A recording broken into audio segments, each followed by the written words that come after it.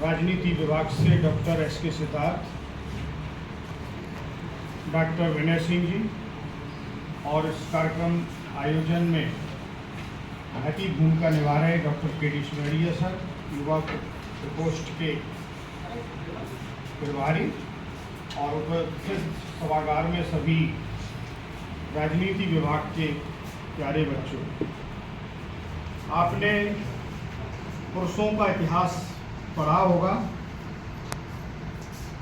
और स्त्रियों का इतिहास बहुत कम लिखा गया और बहुत कम पढ़ा गया। भारतीय इतिहास के संबंध में जब आप जाएंगे तो देखेंगे कि कुछ ऐसे नेशनल और इंटरनेशनल लेवल के फिगर्स हुए हैं जिनका नाम अग्रणी पंक्ति में लिखा गया है इतिहास में, लेकिन समय के कारण, परिस्थितियों के कारण पुरुष प्रधान समाज में उनको उतना तवज्जो नहीं मिल पाया जितना मिलना चाहिए था। अहिल्याबाई होलकर भी उनमें से एक है। जब कोई उम्दा काम करता है, श्रेष्ठ काम करता है, तो उसका इतिहास लिखा जाता है। मध्य प्रदेश में इंदौर में एक यूनिवर्सिटी जिसका नाम है देवी अहिल्या विश्वविद्यालय इंदौर, महान लोगों के कामों को चिरस्थायी जाना जाए इसलिए उनके नाम से कुछ ना कुछ अच्छा किया जाता है। तो देवी अहिल्या विश्वविद्यालय इसी महान विभूति के नाम से जानी जाती है। इंदौर में एक कॉलेज का नाम भी है, होलकर साइंस कॉलेज। ये होलकर रियासत की महारानी थी, होलकर रियासत की महारानी थी। इनका जन्म हुआ था 1725 में और मृत्यु हुई थी 1795। 1725 और 1795 के बीच का जो अरसा है वो इनका, जब हिस्ट्री पढ़ोगे बारीक में तब पता चलेगा। 31 मई एक्चुअली इनका जन्मदिन है।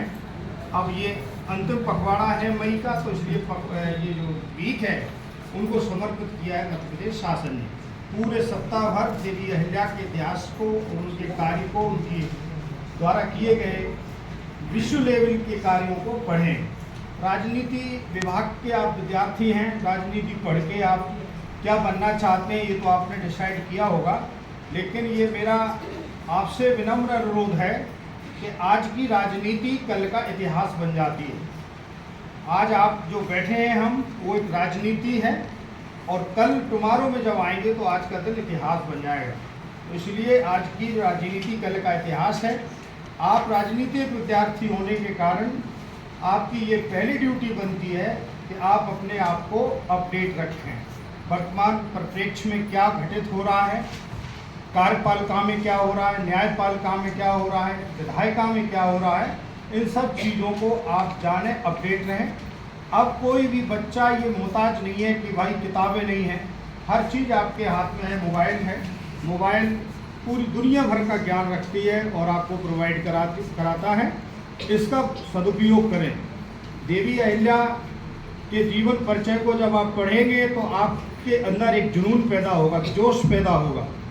क्यों जोश पैदा होगा? कि वो भी लड़की थी, नारी थी।